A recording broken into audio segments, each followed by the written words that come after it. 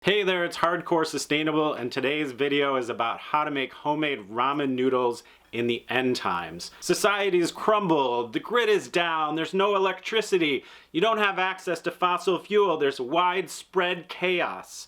How are you going to make those ramen noodles? Well, if you have a couple different versions of a solar cooker, you should be good to go and you can make those noodles. Ramen noodles are something that I think of as a convenience food, and you get them for $1 in those little packets with the block of noodles and the little flavor packet in there. And I used to eat them in college. I'd heat them up as a quick meal in a hot pot. Recently I've learned that ramen noodles are very popular in Japan, and that's where the name ramen comes from. Originally they came from China, and then they sort of migrated to Japan. So as with most things that the Japanese do, they've taken it to a level of perfection and made it an art form. And although I'm not gonna make any artisan ramen noodles in this video, I can make them much better than store-bought ramen noodles. So ramen noodles are made with wheat flour, and that kind of makes them unique. Usually I think of noodles from Asia as being made of rice or even buckwheat, but ramen are wheat noodles. And then another thing makes them unique in that instead of just adding flour and water or flour and water and eggs to a noodle recipe, you add an alkaline solution, and the alkaline solution imparts a springy or a rubbery texture to the noodles, and that solution is called kansui, and it usually consists of potassium carbonate and sodium carbonate mixed into a solution with water. The thing with the kansui though is I started looking it up online, and it was really hard to source. Didn't know how I was going to get this and be able to make authentic ramen noodles. And then I saw some recipes that said that you can bake baking soda, and baking soda is sodium bicarbonate, and if you bring it to high temperature, it will turn into sodium carbonate, which is one of those ingredients in kansui. And so then you just mix that with water and you add it to your basic noodle recipe, and then you have a basic noodle recipe, like as in a base, an alkali. Anyways, so that's what I ended up doing.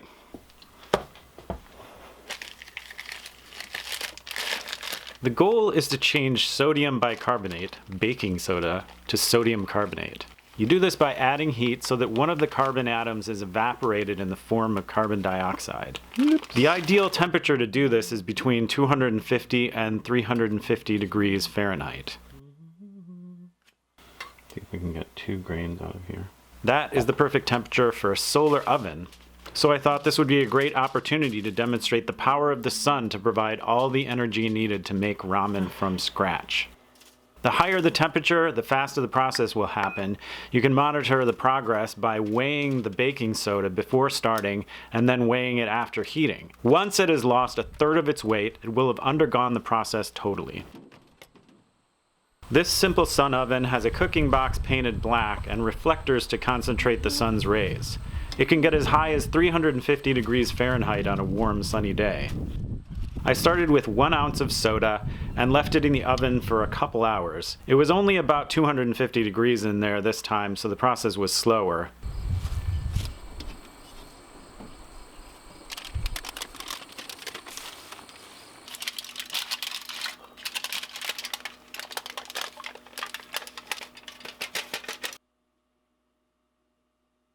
I had to put it back in after weighing it the first time, and then a second time. Unfortunately, it was a windy day, and the third time the wind blew some of the soda away and ruined my measurements. I still wound up with plenty to make noodles with. After I had my sodium carbonate, it was time to start the noodles. I used semolina flour, but you could use regular unbleached white all-purpose flour.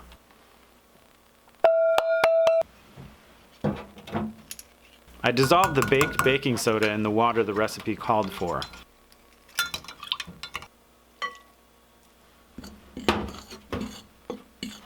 I added just a bit of kansui at a time so it was fully incorporated into all the flour.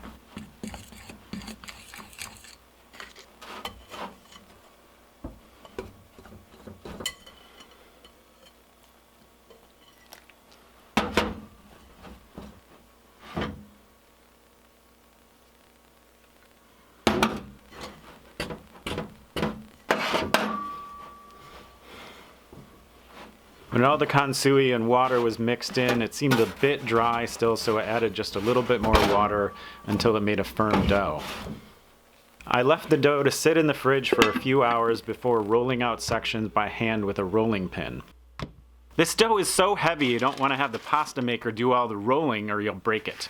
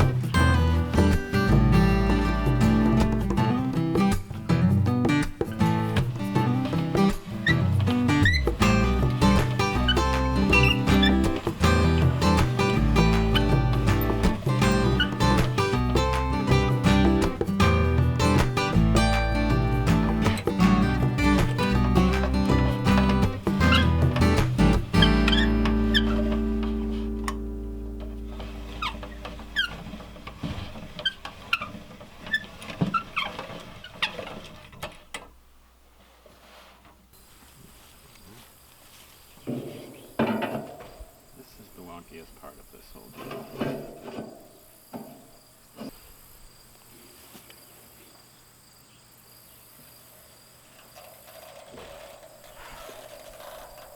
So this is a dish solar cooker, and basically it just concentrates the sun's energy on one spot, kind of like a magnifying glass would. And then it's got this platform up here that you put your pot on. You can put any pot of whatever it is up here, and it just heats up the bottom of that pot.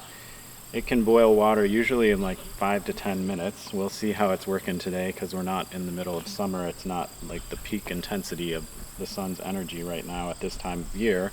I don't use this thing a lot, mostly because it's not near my house, but I like it because it can boil water really fast when it's sunny out, and you can cook things like that. I've never tried to cook anything like frying in a frying pan on it, but I'm sure it would do that just fine as well. People around here call it like a death ray. So you kind of have to be careful because it does reflect bright sunlight and concentrated sunlight upwards. So if you're walking by it, you might get a shot of sunlight in your eyes.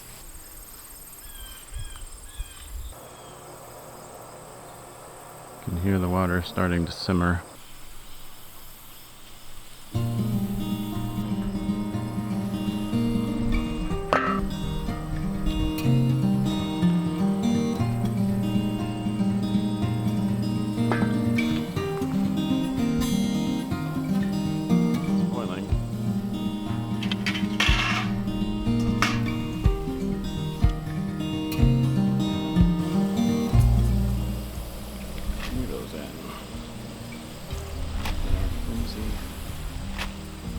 Doesn't fall over.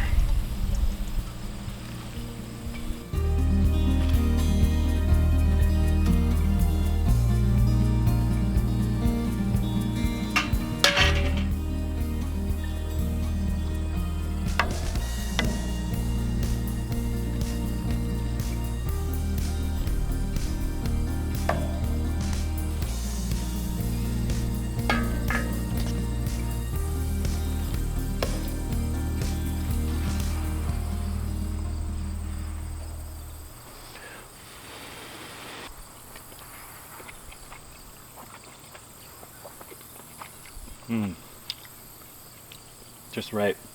Nice and rubbery. Just the way they're supposed to be.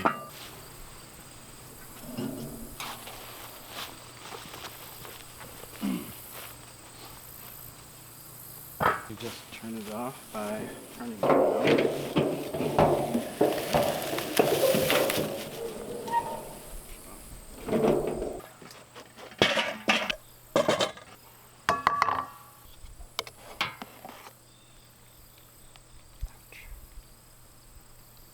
Oh, that's good.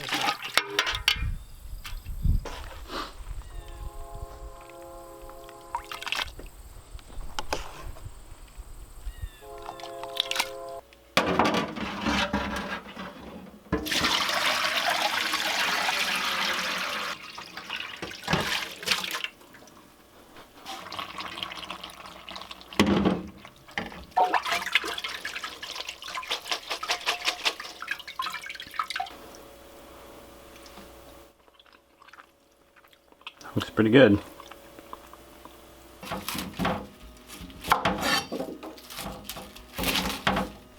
These are Rosa Lunga Italian heirloom onions.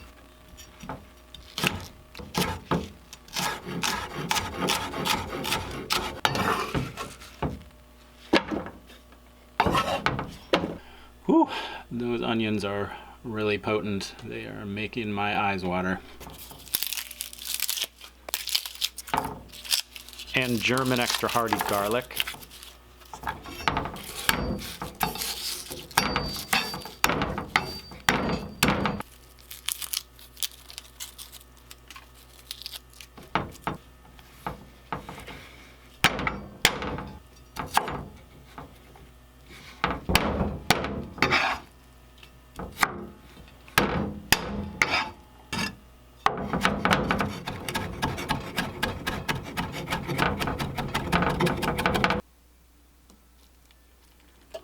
And a little bit of ginger powder since I don't have fresh. The sauteed veggies started sizzling almost immediately. I added some water.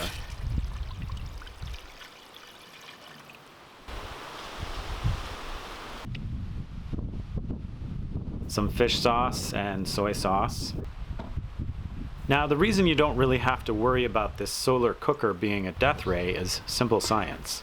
In the same way a magnifying glass concentrates the sun's rays on a focal point, the hottest part of this cooker is the focal point that happens to be right at the level of the platform the pot sits on. You can see here that my face is a few feet from the focal point, and the light is dispersed again by the time it reaches me, so there's not a chance I'll get burned, unless I spill hot soup on my hand. But just because you get a flash of light in your face from 3 feet away doesn't mean you'll get burned. So yeah, it's not really a death ray. Finally, I added an egg and the noodles and stirred it around a bit.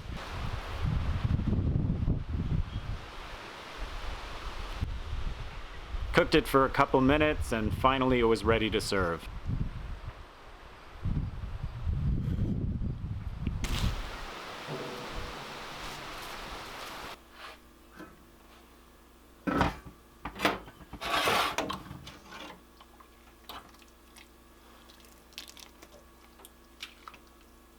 Okay, so I finally get to, ooh, this is hot. I get to taste it. I'm gonna try it with chopsticks just because that's traditional, even though I don't look like I'm in Japan at all. Oh, this is hot.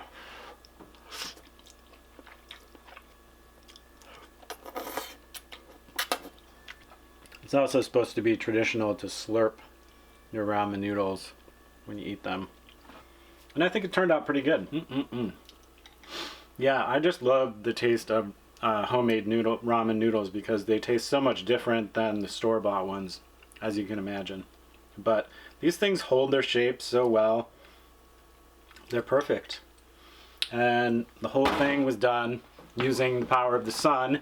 Those onions, I grew myself. The garlic, I grew myself. What else is in there? Oh, the eggs are from the Critters, local organic eggs, which is why those yolks were so orange, because they're just such good fresh eggs. It kind of makes your life more interesting because instead of just cooking these ramen noodles on a gas burner like everybody might, I'm doing it on a solar cooker, and it takes a little bit longer, but it just makes life more interesting.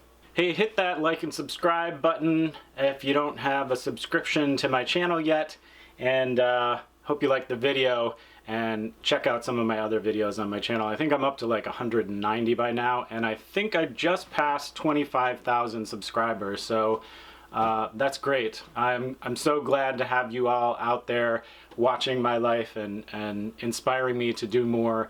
Leave a comment if you have one. I always like responding to comments on my videos. Sometimes they can be funny or rude, but it's never dull. So leave a comment, and I'll see you next time.